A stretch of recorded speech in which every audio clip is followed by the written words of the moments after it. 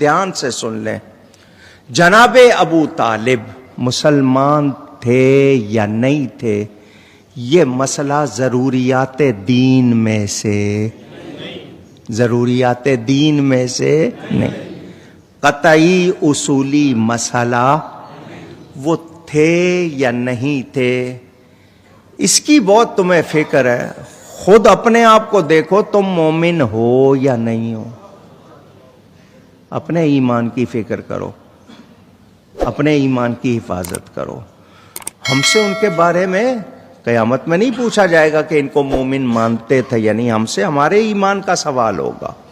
وہ نبی پاک صلی اللہ علیہ وسلم کے چچا ہیں، انہوں نے نبی کی نعتیں بھی کہیں، نبی کی خدمت بھی کی، نبی کی حفاظت بھی کی، ظاہری طور پر سہارا۔ ہم ان کی کوئی بے ادبی کرتے نہیں۔ کوئی ان کو مومن مانتا ہے، اس کا ذوق ہے، مانے، اس پر کوئی اعتراض نہیں۔ جو نہیں مانتا اس پہ اصرار نہیں ہے کہ مانو، ایسا بھی نہیں۔ جو خاموش ہے وہ عافیت میں ہے۔ میرے بھائی، جب ہم ایسی باتوں میں دخل دینا شروع کر دیتے ہیں جو ہماری نہیں، جنت دوزخ دینا اللہ کا کام ہے، وہ قیامت کے دن فیصلے کرے گا۔ جو شخص جنتی ہوگا لوگوں کے کہنے سے وہ دوزخی نہیں ہو جائے گا، دوزخی ہے وہ جنتی نہیں بن جائے گا۔ کیوں ہم ان باتوں میں پڑے رہیں؟ یہ داور محشر جو ہے، جس نے مالک یوم الدین نے فیصلے کرنے ہیں، اس پر یہ باتیں چھوڑ دیں۔ باقی رہ گئی یہ بات کہ ابو طالب ایمان لائے تھے یا نہیں لائے تھے۔ اب اہل سنت کی زیادہ تعداد کہتی ہے وہ ایمان نہیں لائے، شیعہ کہتے ہیں وہ مومن تھے، مگر اس بات پر شیعہ بھی متفق ہیں، جھگڑے کی بات نہیں، کہ دنیا میں وہ اسلام نہیں لائے۔ صاف بات ہے، کتابوں صاحب زبان سے جو جی کہ یہاں انہوں نے کوئی کلمہ کا اعلان نہیں کیا، کوئی آپ کے ساتھ نماز نہیں پڑھی، کسی قسم کا ایسا رویہ۔ ٹھیک ہے، آپ کی حمایت بھی کی، بیٹے بھی ساتھ دیتے رہے، ان کو بھی کہا کہ بھائی کا ساتھ نہ چھوڑنا، بیوی بھی اسلام لائی، یہ سب باتیں، مگر یہاں ظاہر میں وہ بالکل شیعہ بھی کہتے ہیں کہ وہ نہ پہلے جیسے تقیہ ہوتا تھا، بظاہر اسی طرح بنے رہے جس طرح کافر تھے، کوئی اسلام کا انہوں نے اعلان نہیں کیا۔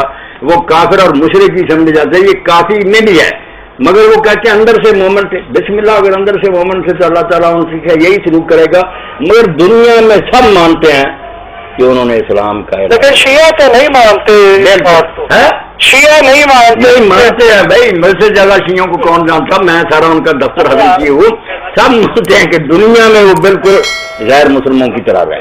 اب کہتے ہیں اندر سے وہ مومن تھے، ہمیں اس سے کوئی بحث نہیں، اگر اندر سے مومن ہے تو اللہ جانتا، مگر ہم جو کوئی ظاہر جانتے وہ کہتے ہیں بالکل ان کو بھی لوگ مشرک سمجھتے تھے، اسی طرح ان سے سلوک ہوتا تھا، مگر اس بارے میں ایک حکمت کا بیان کرتے ہیں کہ یہ انہوں نے رویہ اسلام کی بہتری کے لیے اختیار کر لیا تھا۔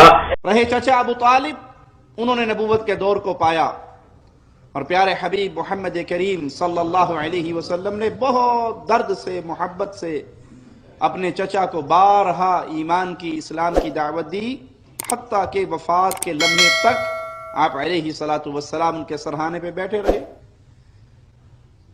جب ابو طالب اس طرح مرگ پہ تھا، پیارے حبیب آگے بیٹھ گئے اور کہنے لگے، چچا قل لا الہ الا اللہ فی اذنی، میرے کان میں ہی ایک مرتبہ پڑھ لے لا الہ الا اللہ۔ ابو طالب محمد کریم صلی اللہ علیہ وسلم کی شریعت کو جھوٹا نہیں جانتے تھے، سچا مانتے تھے، قرآن کو، دین کو، اسلام کو، حقیقت کو سمجھتے تھے۔ پھر کیا چیز تھی جو ایمان لانے سے انہیں روکے رکھی؟ وہ کہا کرتے تھے کہ عرب کی عورتیں تانے دیں گی کہ دادا کے باپ کے دین کو چھوڑ کر بھتیجے کے دین پہ آ گیا، مجھے ان تانوں کا ڈر نہ ہوتا میں کلمہ پڑھ لیتا، لیکن اب میں اپنے باپ کے دین پر، یہ آخری الفاظ ہیں، علی دین عبد المطلب، باپ کے دین پر، اور فوت ہو گیا۔ سے نظامی اگر کوئی پڑھتا پڑھاتا ہے تو مشکات کا کتاب الایمان، یہ جو تنظیم نے شارٹ کیا ہوا ہے، 3 پہلے صفحوں میں یہ مسئلہ لکھا ہے۔ مشکات میں حدیث، جب میرے آقا علیہ السلام سے پوچھا گیا کوئی ایسا کلمہ بتاؤ کہ بندہ بالکل شارٹ طریقہ جنت میں جانے کا، تو سرکار نے فرمایا وہ کلمہ پڑھے جو میرے چچے نے رد کر دیا تھا۔ یہ تو مشکات کے پہلے 3 ورقوں میں لکھا ہے۔ میں كذبت بيت الله نبذا محمدا ولما نطاعن حوله ونناضل ونسلمه ينسلمه حتى نسرى حوله ونذهل عن أبنائنا والحلائل وأبيض يستسقى الغمام بوجهه ثمان الجطامى عصبة للأرامل يعوذ به له اللاق من آلها وهم عنده في نعمة وفواضل. اپنے چچا کے شعر کو پیش کیا، یا رسول اللہ، جو چچا ابو طالب نے قصیدہ پڑھا تھا آپ کی شان میں، اور اس میں یہ شعر کہا تھا، آج وہ ہوتے تو جان لیتے کہ میں نے اس شعر کا حق ادا کر دیا، کہ ہاں تم کیا سمجھتے ہو کہ میں اپنے بھتیجے کو چھوڑ دوں گا؟ نہ میری تلوار چلے گی، نہ میرا نیزہ اٹھے گا، نہ میرا تیر چلے گا، اس سے پہلے ہم چھوڑ دیں؟ نہیں، ہاں میں اسے چھوڑ دوں گا. کب؟ جب میری لاش کے ٹوٹے ٹوٹے ہو چکے ہوں گے، جب میرا گھرانہ چاروں طرف قربان ہو چکا ہوگا. ٹھیک ہے، مڑ لے جے اس تو پہلے کوئی مائدہ لال لیتے بھی کھوے.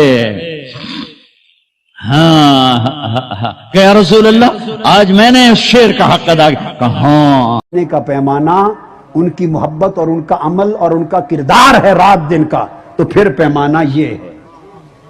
اور اگر پیمانہ کسی کی اپنا منشا اور مرضی ہے تو جو چاہو بناتے بھی.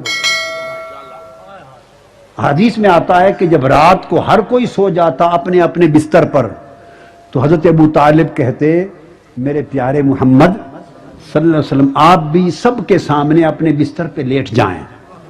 کیونکہ لوگ جھانک کے دیکھتے تھے دشمن مخالف، تاکہ ہر کوئی دیکھ لے کہ محمد اپنے بستر پہ سو گیا ہے. تو آقا علیہ السلام اپنے بستر پہ سو جاتے، جب تھوڑا سا اندھیرا، اور خود بیٹھے تکتے رہتے. جب اندھیرا چھا جاتا اور دیکھتے کہ اب کوئی جھانک تانک نہیں کر رہا ہوگا، حضرت ابو طالب خاموشی سے مصطفیٰ کو اٹھاتے، ادھر سے علی مرتضیٰ کو اٹھاتے. ہائے کہ کوئی بدبخت اگر رات کو تلوار لے کے حملہ کرے تو میرے علی پر ہو جائے، محمد پر نہ ہو.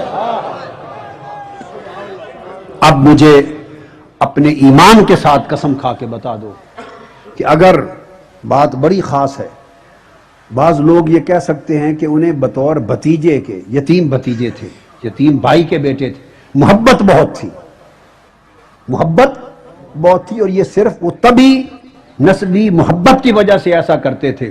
مان لیا، کوئی شک نہیں بڑی محبت تھی، مگر یہ بات میری سمجھ میں نہیں آئی. جتنی محبت ہو، لاکھ ہو، مگر بے پناہ محبت کے باوجود کوئی اس محبت کے ساتھ بھتیجے پر بیٹا بھی قربان کرتا ہے؟ بھتیجے پر کوئی بیٹا قربان کرتا ہے؟ اگر خالی یہ عمل بھتیجا سمجھ کے کرتے تو اوروں کو لٹاتے، علی کو نہ لٹاتے. اور جب علی کو ان کے بستر پہ اور ان کو اس بستر پہ لٹا دیا تو یہ محبت صرف بھتیجا کر کے نہیں، نبی آخر الزماں کر کے بھی تھی.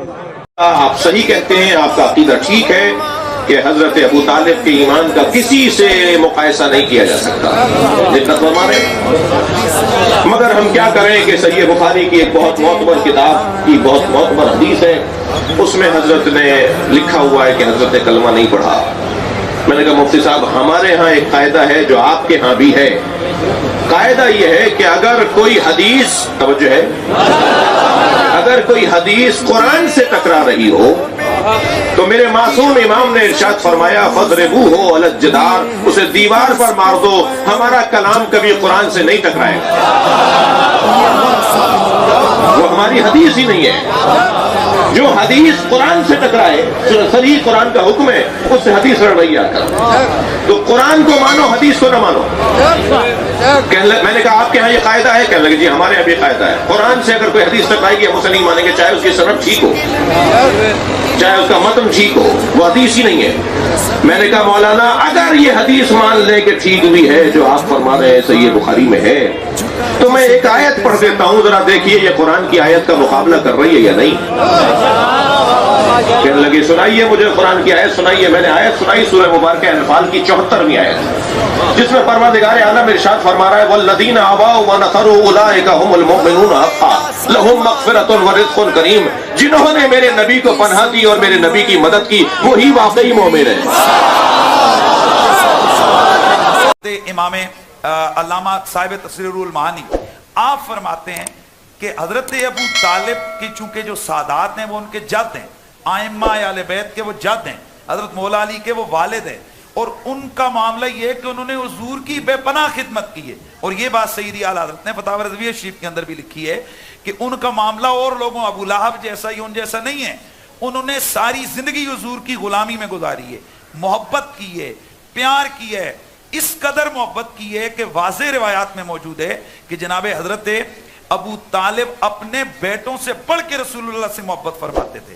تو چونکہ اس سے سادات کی دل آزاری ہوتی ہے، خود آل بیت کے ائمہ کے وہ جد ہیں، ان کی دل آزاری ہوتی ہے، اس لیے علامہ آلوسی فرماتے ہیں کہ ان کا ذکر جب بھی کریں تو اچھے انداز سے کریں تاکہ سادات کی دل آزاری نہ ہو، اور اس میں کوئی شک نہیں ہے کہ جو چیز سادات کا دل دکھاتی ہے وہ سیدہ زہرا کا دل دکھاتی ہے، اس لیے ان کا ادب، باقی ایمان عدم ایمان دونوں طرف کے علماء اہل سنت کے یہ نظریہ ہے۔ بالکل ٹھیک۔ یہاں تک کہ اپنے سگے چچا ایمان نہیں لے کر آ رہے، جنہوں نے آپ کو پالا بچپن سے، چلو وہ تو دشمن تھے، وہ ایمان نہ لائیں تو انسان صبر کرتا ہے، یہ تو دشمن ہے، اپنے سگے چچا جنہوں نے بچپن میں پالا، کفالت کی آپ کی، 3 سال رسول اللہ صلی اللہ علیہ وسلم کا بائیکاٹ کیا ہے قریش نے، کھانا پینا بند کر دیا، شعب ابی طالب کی گھاٹی میں بند کر دیا بنی ہاشم کو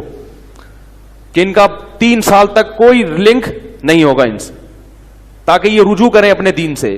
ابو طالب بھی آپ صلی اللہ علیہ وسلم کے ساتھ اس گھاٹی میں بند ہوئے، ایمان نہیں لائے مگر اپنے بھتیجے کا ساتھ دیا۔ اتنے اچھے چچا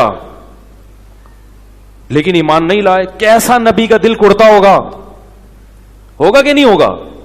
موت کے وقت آ کے نبی نے کہا کہ ایک دفعہ کلمہ پڑھ لیں تاکہ قیامت کے دن آپ کی بخشش کر سکوں، سفارش کر سکوں، آپ کی اللہ سے بخشش کی دعا کر سکوں۔ کیسا دل مچلتا ہوگا نا۔